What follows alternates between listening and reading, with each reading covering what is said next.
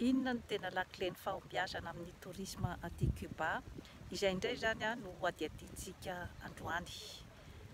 Miroborobo dia miroborobo tokoa ny tourisme aty Cuba ary io zany no tena mampidi-bola ho an'ny fanjakana ary mamelona ny vahoaka iray manontolo aty Cuba. Inona no tena lakile izany?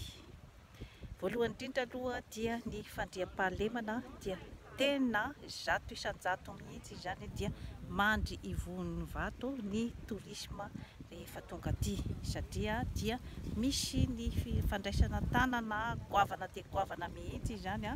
eo amin'ny hoe fandriam-pahalemana indrindrandrindra zany eo amin'ny tourisme. Dia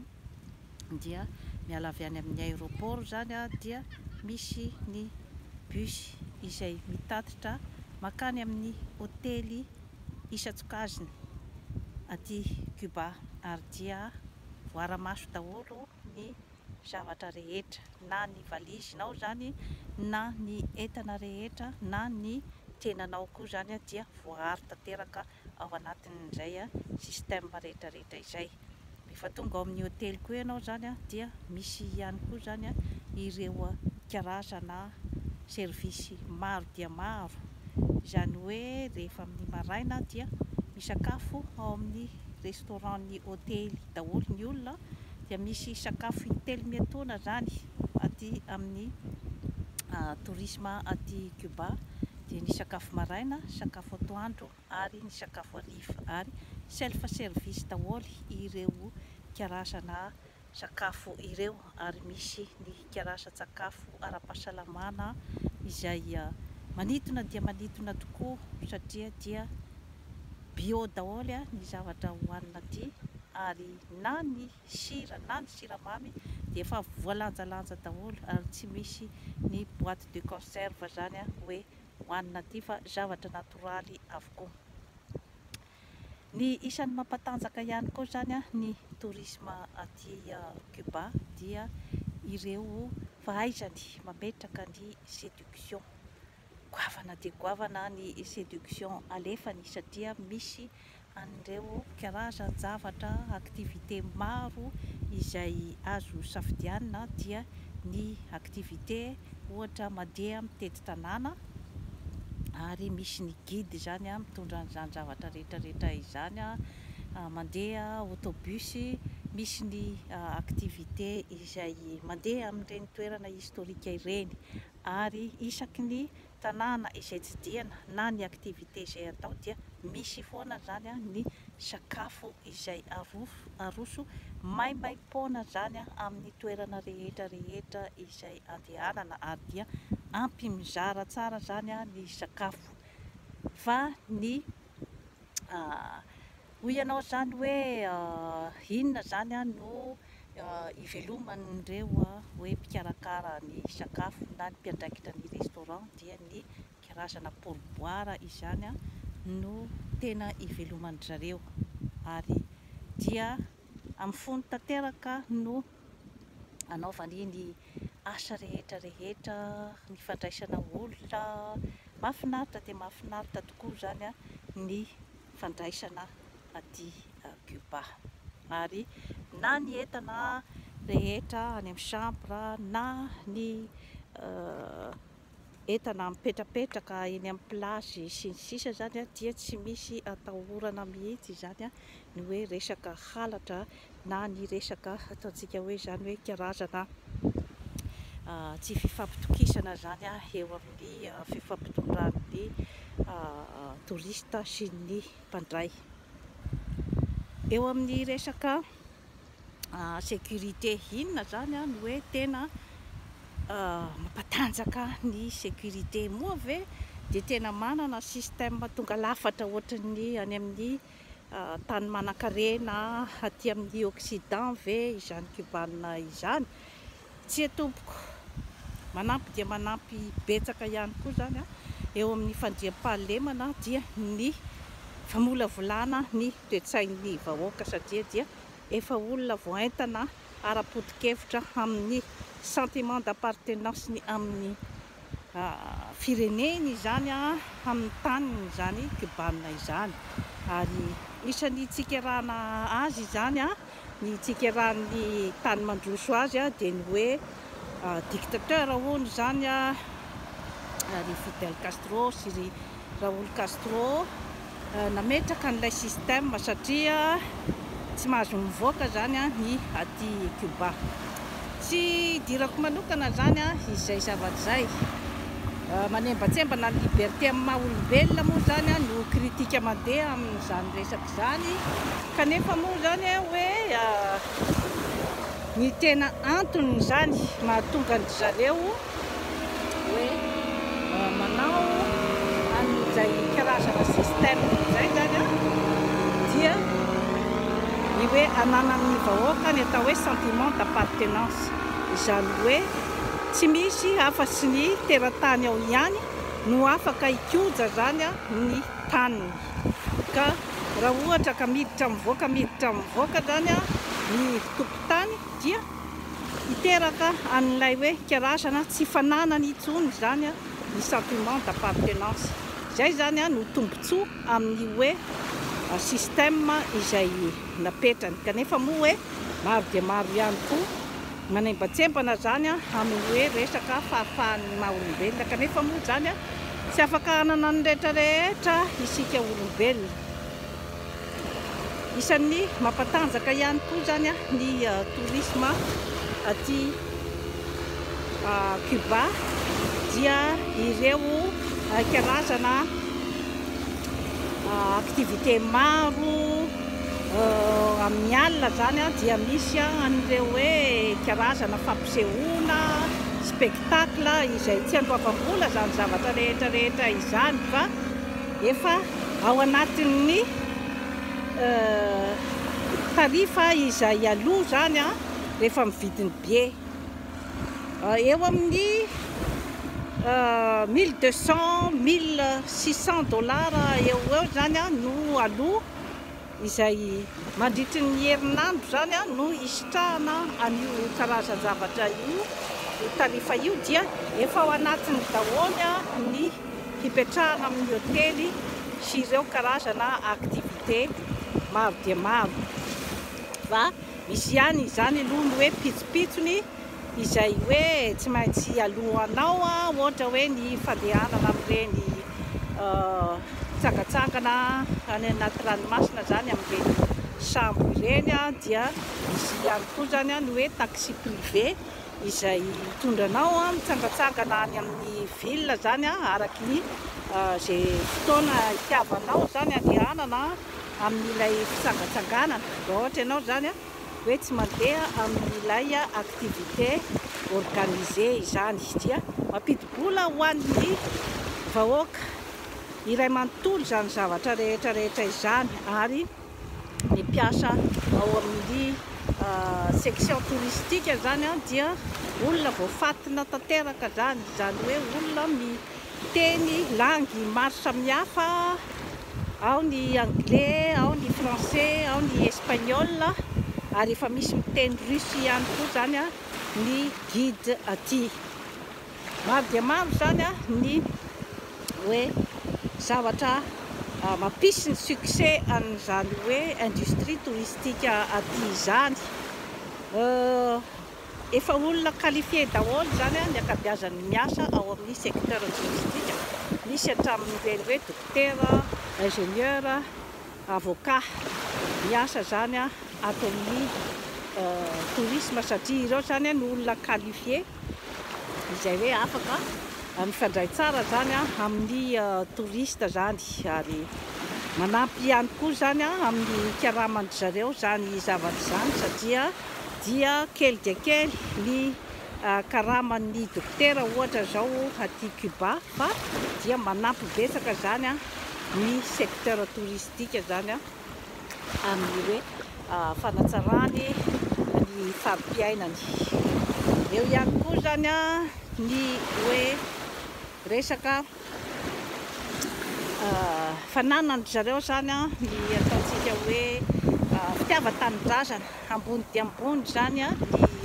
hoe fanentanana amin'ny fitiavan-tanindrazana aty Cuba, satria dia hitanao zany ny olona fa dia tena makasitraka tanteraka ny fiainany ety makasitraka an'izany Cuba izany a. Maro ihany ny te hivoaka teto zany, te handeha any ivelany a, fa ny akabeazan'ny olona zany a dia milamina de milamina zany a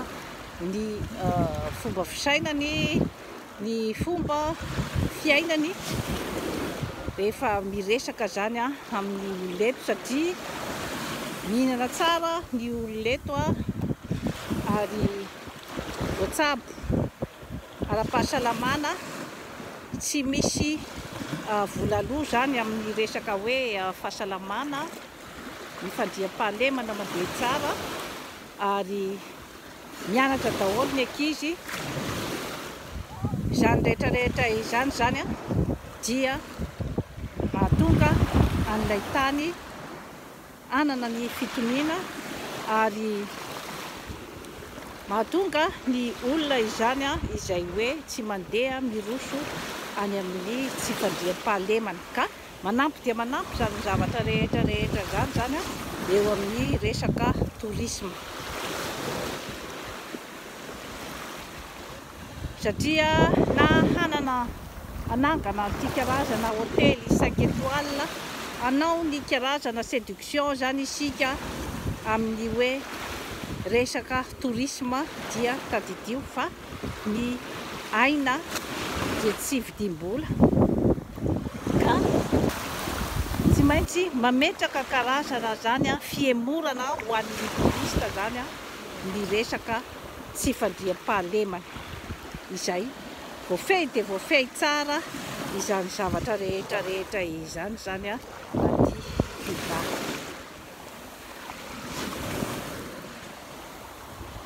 Ny zavaboary dia mahafinaritra de mahafinaritra tokoa, sahala amin'ny any Madagasikara ny zavaboary aty Cuba. Ny ranomasina dia madio dia madio ny plage, ary manga dia manga ny ranomasina sy ny lanitra aty, ka dia manome karazana fisitrahana amin'ny tourisme izany zavatra rehetrarehetra izany. Rehefa amin'ny période izay hoe mianatra daholo ny mpianatra ohatra, na hoe miasa ny olona, dia midina ambany zany a ny frais aty, zany hoe tena midina hatrany amin'ny atsasany mihitsy zany a, hatrany amin'ny $600, mety afaka mahita zany a billet mandeha aty Cuba. Hitantsika amin'izany zany a ny hoe tourisme organisé, ary tourisme manara-penitra izany a ny aty Cuba, satria dia tena hoe ity zany a no tena fiveloman'ny olona aty, ary mampiasa olona amin'arivony maro, mamelona olona amin'arivony maro, satria dia ny fanjakana no mandray an-tanana zany a ny resaka tourisme aty Cuba. Maro dia maro a ireo ataontsika hoe dokotera, ingénieur izay miala amin'ny asany mihitsy zany a, fa aleony a mandeha zany aty amin'ny miasa aty amin'ny sehatry ny tourisme. Hita taratra amin'ny fifaneraserana amin'ny olona andavanandro koa zany a ny hoe olona nianatra daholo a ny olona aty Cuba, ka dia mahazo resaka izy a rehefa miresaka ianao a, ary hita mihitsy hoe misy niveau ambonimbony zany a eo amin'ny fahatakarana zavatra maro, zava-dehibe zany zavatra zany raha eo amin'ny resaka fampandrosoana ny firenena zany a no resahana.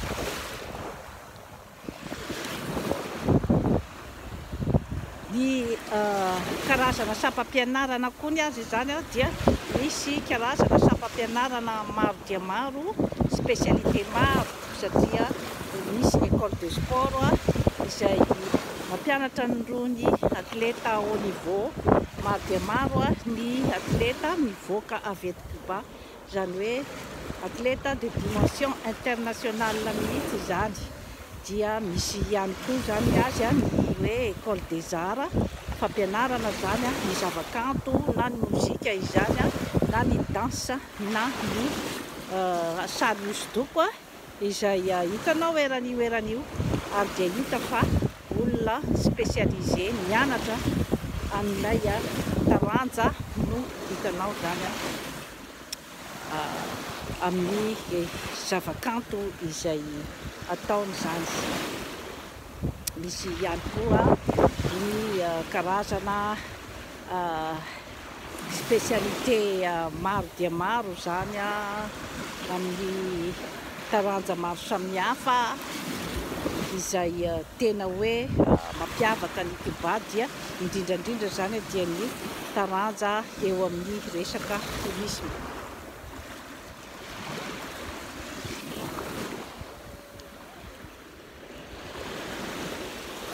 Hitantsika amin'izany fa voafehy dia voafehy zany ny resaka firindran'ny gouvernemanta eo amin'ny fampandrosoana amin'ny sehatra maro samihafa. Raha ohatra zany ianao ka tianao investissement aty Cuba ka nefa zany ianao tsy teratany teto dia amin'izay fotoana izay zany dia manao ny investissement ny entrepreneur avy any ivelany dia ny tombontsoa zany ny fanasahana 50% ary raha ohatra ka misy zany ny fandaozan'ilay entrepreneur vahiny ny zavatra izay naoriny teto dia mijanona ho fananan'ny fanjakana cubanina zany ny entreprise izay naoriny. Efa ao anatin'ny rafitra daholo zany izany rehetra izany. Hoe rehefa misy zany ny mpitondra fanjakana izay mifandimby dia manaraka ny rafitra izay mipetraka. Izany karazan-javatra rehetra izany dia ilazako amintsika fotsiny izany ny hoe tsy maintsy manana ny maha-izy azy ny tany iray, rafitra izay napetraky ny mpitondra fanjakana, ny rafitra izay napetraky ny vahoaka mba hampilamina ny tany sy ny fanjakana ka mampiavaka ny tany iray satria eto Cuba zao dia tena hoe rafitra manokana mihitsy zany ho anazy cubanina zany satria tsy zato isan-jato akory dia hoe rafitra communiste no apetrany eto fa mifangaro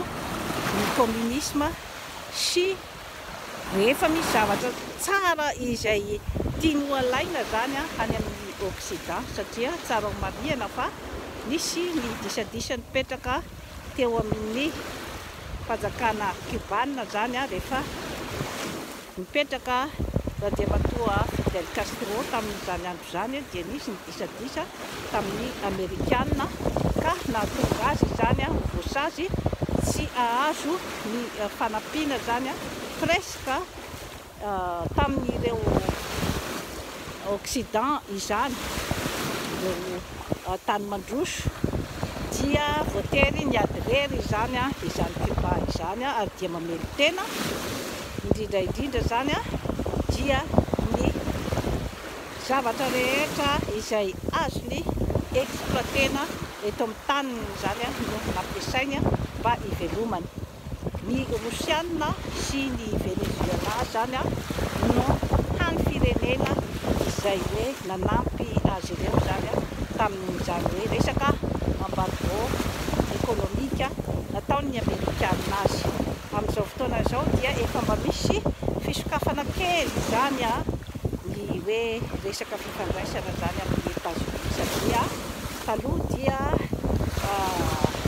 muzika latino daholo zao ohatra no Noely teto fa amin'izao fotoana zao zany efa ahitana ny mozika amerikana ary na ny tanora zany dia mba efa manao an'ireny hoe karazana hira amerikana ireny rehefa mijery internet ny tanora efa mba maharaka zany ny zava-misy any amin'ny Occident. Na ny fomba fitafy zany dia mba efa manomboka ihany zany hoe misy ny fisokafana. Dia tamin'ny andro Nandriamatoa Barack Obama zany no manomboka izay hoe karazana fisokafana kely izay. Amin'izao fotoana izao moa zany vao manomboka misokatra indray ny tourisme satria tamin'ny andron'ny coronavirus teo dia tao anatin'ny fahasahiranana tanteraka ny resaka tourisme satria nikatona tanteraka ny tourisme tato Cuba. Dia amin'izao fotoana izao zany no manomboka misokatra indray. Dia toy izay sy toy izay no azo atotranao zany mikasika ny tourisme aty Cuba izay tourisme manara-penitra ary dia mamelona ny vahoaka iray.